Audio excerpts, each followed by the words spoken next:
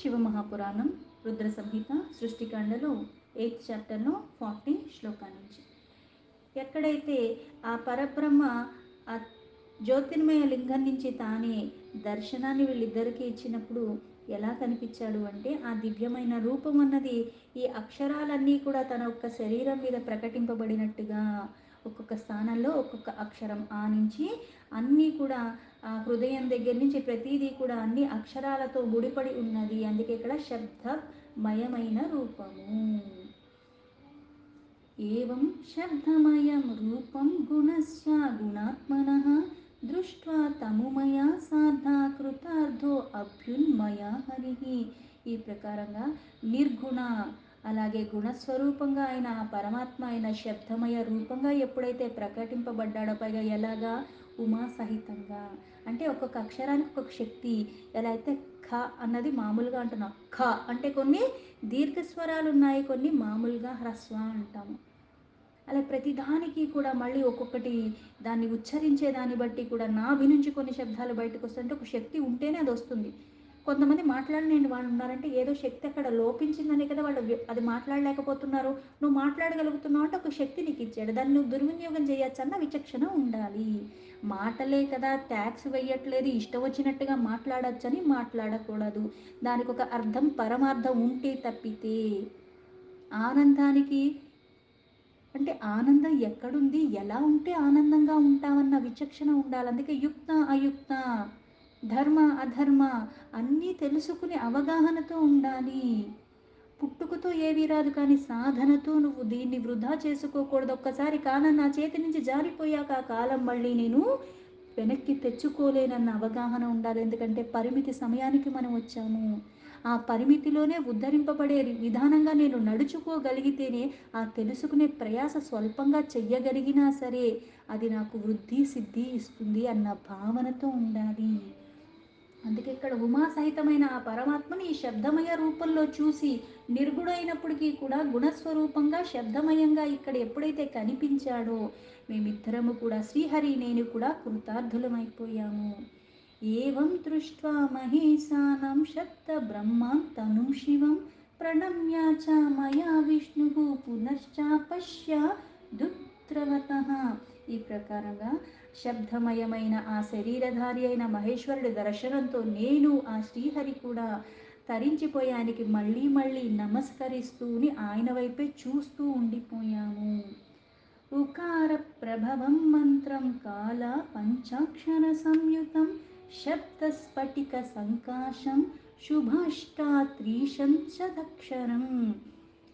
అదే సమయంలో ఇక్కడ 5 కాలాల యుక్తంగా ఓంకార జనితమైన శుద్ధ స్ఫటిక మణితో సమానమైన సుందరమైన 38 అక్షరాలతో ఒక మంత్రం అన్నది సాక్షాత్కారం జరిగింది.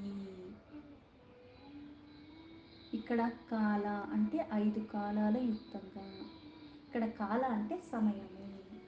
ప్రతిదీ కూడా సమయంతో ముడిపడి ఉన్నది. అందుకే ఇప్పుడు ఓంకారాన్ని ఓం అని అలా చెప్పింది దానికి ఆ నాదబిందు యుక్తంగా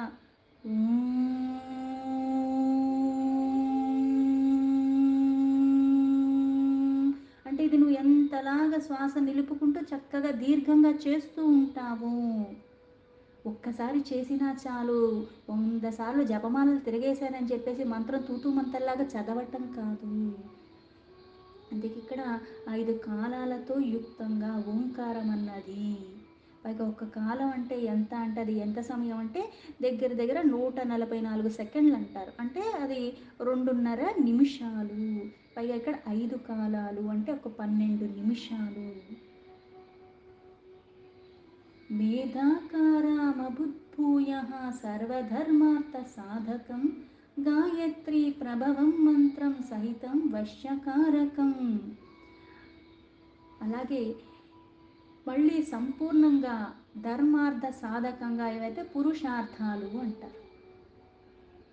అందుకే ఇక్కడ ధర్మార్థ సాధకంగా అంటే ధర్మబద్ధంగా నువ్వు ఉండటానికి, ధర్మబద్ధంగా చేసిన దానికి అర్థాన్ని సమకూర్చుకోవటానికి సాధనగా బుద్ధి స్వరూపము అత్యంత హితకరమైనది అన్నీ మన వశంలో ఉంచుకునే ఆ గాయత్రి నామమైన మహామంత్రము అది కూడా ప్రకటింపబడింది. అది ఎలా ఉంది?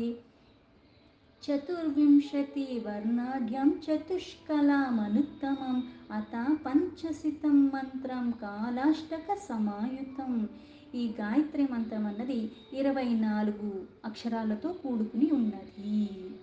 అది మళ్ళీ 4 కాలాలు అంటే 24 ఉన్నది అక్షరాలతో. దాన్ని ఎంతసేపు నువ్వు చెయ్యాలి అంటే దగ్గర దగ్గర 10 నిమిషాలన్నా సరే అంత చక్కగా ఉచ్చరించాలి. అంటే ఒక్కొక్కటి నువ్వు 100 సార్లు జపం చేశానన్నట్టుగా కాకుండా ప్రతిదానికి నువ్వు ఆ శబ్దమయాన్ని ముడిపెట్టుకుని అంతసేపు దాన్ని దీర్ఘంగా చెయ్యాలి. పైగా ఇక్కడ అందుకే గాయత్రి మంత్రాన్ని 4 ఇప్పుడు ప్రాతః సంధ్య, మధ్యాహ్న సంధ్య, సాయం సంధ్య అంటారు. ఆ 3 సంధ్యల్లో కూడా అందుకే దాన్ని అనుష్ఠానంగా చేసి దాన్ని జపం చేస్తూ ఉంటారు. అది చాలా శ్రేష్టమైన మంత్రము. అలాగే పంచాక్షరి మంత్రము, అది కూడా 8 కాలాల యుక్తంగా. నమ శివాయ అంటే ఒక కాల అంటేనే ఇంది అంటే దాన్ని చక్కగా అంతసేపు అలా చేస్తూ ఉండటము. అభిచారిక మత్యర్థ ప్రాయస్త్రీశంచుర్భాక్షరం యతుర్వేద సమాయుక్తం పంచవింశ శుభాక్షరం. సకల అభిచారాల సిద్ధి అంటే మన కోరికలన్నీ కూడా సిద్ధించాలంటే ఆ మంత్రాన్ని అక్షరాలతో సంపన్నంగా ఎవరైతే ఇక్కడ మళ్ళీ యజుర్వేదంలో కూడా ఆ మంత్రం కూడా అలాగే చెప్పబడి ఉన్నది. ఆ యజుర్వేదంలో చెప్పింది మళ్ళీ కొన్ని అక్షరాలు, కొన్ని మంత్రాలు కొన్ని వాటిలో చెప్పినవి ఎలా ఉన్నాయంటే అవి మళ్ళీ 25 అక్షరాలతో కూడుకుని ఉన్నది యజుర్వేదంలో చెప్పింది. అది కూడా నీకు సిద్ధి లభించటానికి కొన్ని అలా నువ్వు చేస్తే అది లభిస్తుంది అని చెప్తారు. ఏదన్నా సరే ఈ అక్షరాల యొక్క సముదాయంతోనే ఒక మంత్రం వస్తుంది. అక్షరమే పరమాత్మ. కాలాష్టక సమాయుక్తం సుషవేతం శాంతికం తదా త్రయోదశ కాలయుక్తం బాలాద్యేహ సహలేహితం. అలాగే 8 కళలతో ఆ యుక్తంగా ఉన్న సుశ్వేత మంత్రము అని ఒకటి ఉన్నది. అది శాంతి కర్మలకి సిద్ధికి దాన్ని వినియోగిస్తారు. ఇది మళ్ళీ చాలా శ్రేష్టమైంది అయినప్పటికీ కూడా కొన్ని వాటికే పనికొస్తాయి. ఎవరు పడితే వాళ్ళు చేయటానికి అందరికీ కూడా ఉపయోగపడేవి కాదు.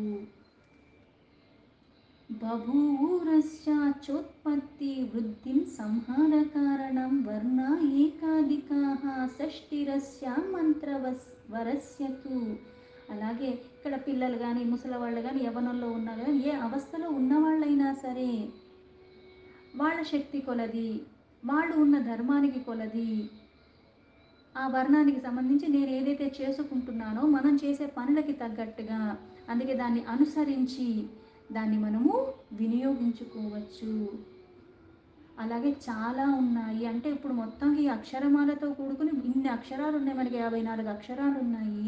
అందులో కూడా ఇలా అక్షరాలకు కూడికతో ఒక మంత్రమైంది. అక్షరాన్ని పట్టుకుని చేసిన అక్షరాలతో ముడిపడి ఆ మంత్రాల ఆ వర్ణమాలను పట్టుకుని చేసిన ఏది చేసినా సరే ప్రతిదానికి కారణమైన వాడు, ఉత్పత్తికి పాలనకి సంహారానికి మూలమైన ఆ పరమాత్మ ఈ అక్షర రూపంలో ఉన్నాడు. ఈ వర్ణమాలే ఈ అక్షరమాలే అక్షయమాల అవుతుంది.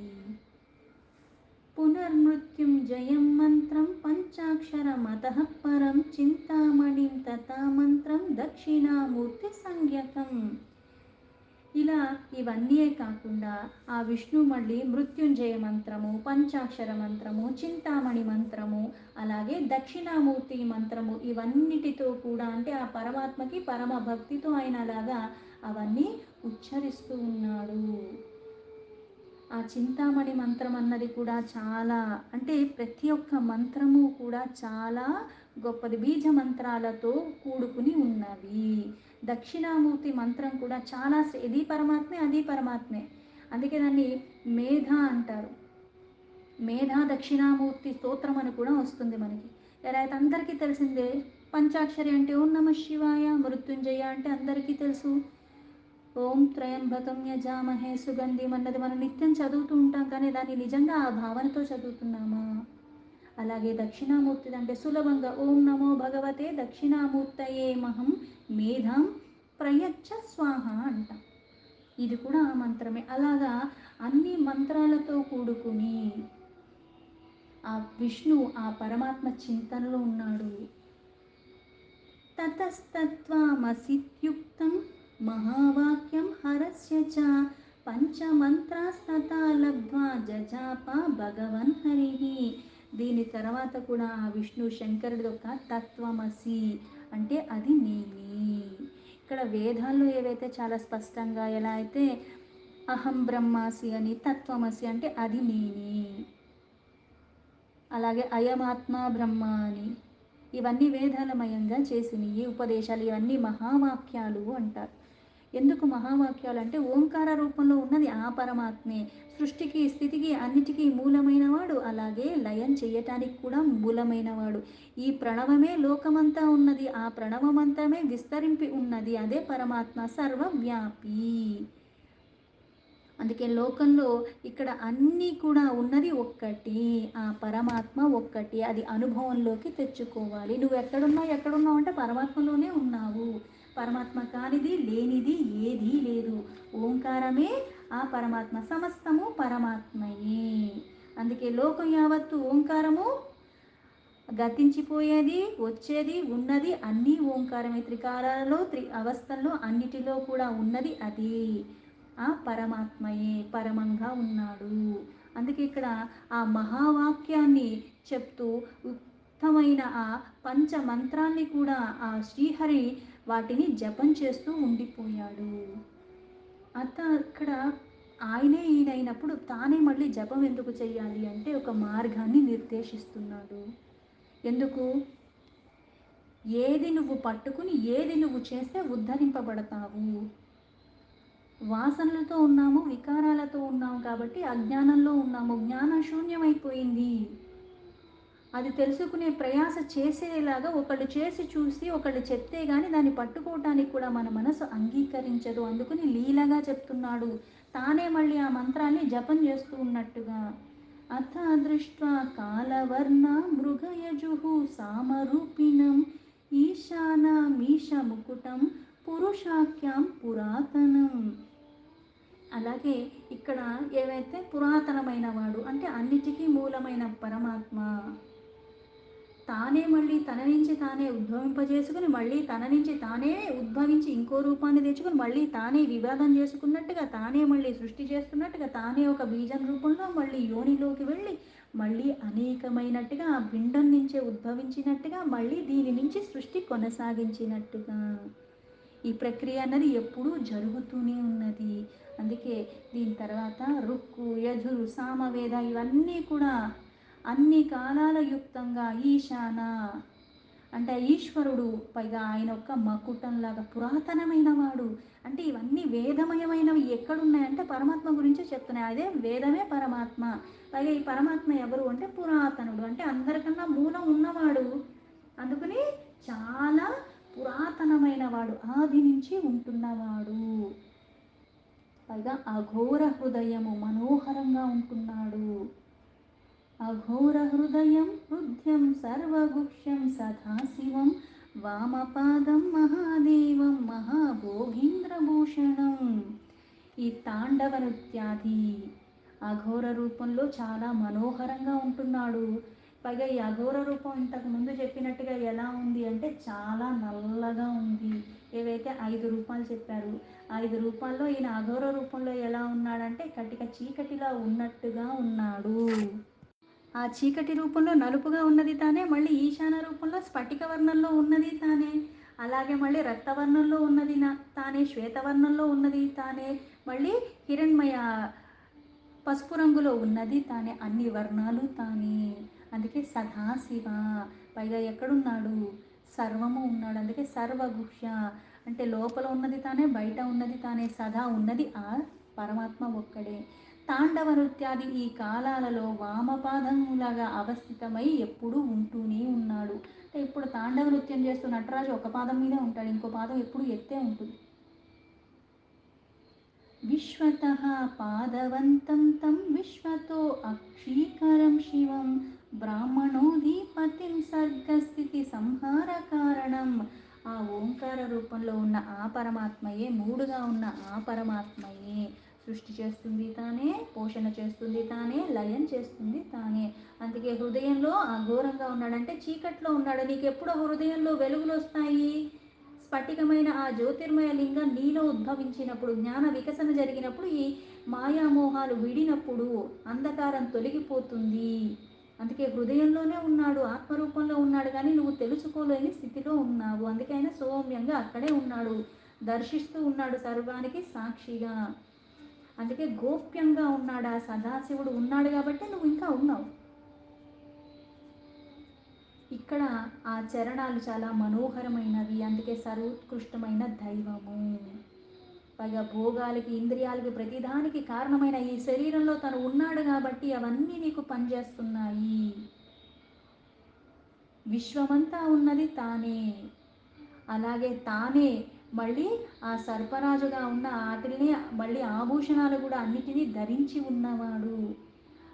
అలాగే అన్ని వైపులా కూడా ప్రసరింపచేస్తున్నవాడు. త్రికాలాలలో, మూడు అవస్థల్లో, అన్నిటిలో, అన్ని లోకాల్లో కూడా ఉంటూ ఉన్నవాడు. అందుకే ఆ నయనం అన్నది ఎప్పుడూ అంతా దర్శిస్తూనే ఉంటుంది. పైగా మంగళకరమైన స్వరూపం కలిగి ఉన్నాడు. బ్రహ్మకే అధిపతి అయినవాడు. సృష్టి, స్థితి, సంహార కారణానికి, ప్రతిదానికి మూలమైన వాడు. బ్రహ్మ రూపంలో ఉన్నది తానే, విష్ణు రూపంలో ఉన్నది తానే, ఆ రుద్ర రూపంలో ఉన్నది తానే. అన్నిటికీ అధిపతిగా ఉన్నది ఆ పరమాత్మ ఒక్కడే. తుష్టావా వాగ్వరిష్టాభిః సాంబం వరదమీశ్వరం మయా చ సహితో విష్ణుర్భర్గవాన్ తుష్టచేతసాం. వరాలిస్తూ ఉంటాడు వరదాయకుడు ఆ సాంబశివుడు. అలాగే నేను విష్ణు కూడా ప్రియవచనాలతో సంతుష్టిగా అక్కడ ఆయన్ని మళ్ళీ అంతరంగంలో స్తుతిస్తూనే ఉన్నాము. ఇక్కడ తన్ని తానే స్తుతించుకున్నాడన్న భావంలోనే తీసుకెళ్ళాలి. తానే సంకల్ప మాత్రంతో అనేకమయ్యాడు. అనేకమైనంత మాత్రాన మళ్ళీ భేదభావంతో చూడకూడదు. అక్షరమే పరమాత్మ. అక్షరాలకు సముదాయంతో ఎలా అయితే మంత్రాలు వస్తున్నాయో, ఏది ఉచ్చరించినా అది పరమాత్మ అన్న భావనతో చెయ్యటము. పురాతనమైన ఆ పరమాత్మే అనేకమవుతూ ఉన్నాడు. మళ్ళీ కాలానుగుణంగా మళ్ళీ తానే అన్నిటినీ సంహరిస్తూ ఉన్నాడు. అందుకని గోప్యంగా అన్నిటిలో ఎప్పుడూ నిత్యము ఉంటున్నవాడు. దీంతో శివమహాపురాణంలో రుద్ర సంహితలో సృష్టికాండలో 8th చాప్టర్ సంపూర్ణం.